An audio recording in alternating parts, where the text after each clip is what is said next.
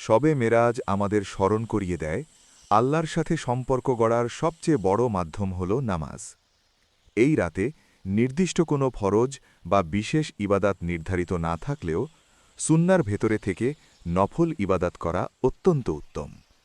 আমাদের করণীয় হল ৫ ওয়াক্ত নামাজ সময়মতো ও মনোযোগ সহ আদায় করা, কারণ মেরাজের সবচেয়ে বড় উপহারই হল নামাজ। নফল নামাজ পড়া, তাহাজ্জুদ, চাশত ইত্যাদি। তবে মেরাজের নামাজ নামে কোনো নির্দিষ্ট নামাজ নেই। খাঁটি তওবা ও ইস্তেগফার করা, নিজের গুনাহ স্বীকার করে আল্লাহর কাছে ক্ষমা চাওয়া, জিকির ও দুরুদ বেশি বেশি পড়া, কারণ এতে অন্তর পবিত্র হয় ও আল্লাহর রহমত নাজিল হয়। রাসূল সাল্লাল্লাহু আলাইহি ওয়াসাল্লাম বলেন, যে ব্যক্তি আমার উপর একবার দুরুদ পাঠ করে আল্লাহ তার উপর 10টি রহমত নাজিল করেন। মুসলিম। কুরআন তিলাওয়াত ও অর্থ বোঝার চেষ্টা করা, বিশেষ করে সূরা ইসরা ও সূরা নাজম।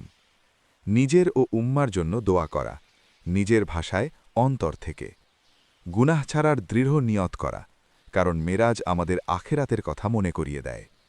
শবে মেরাজ এক রাতের ইবাদত নয়, মেরাজ হল সারা জীবনের জন্য নামাজ, তওবা ও আল্লাহমুখী জীবন গড়ার আহ্বান।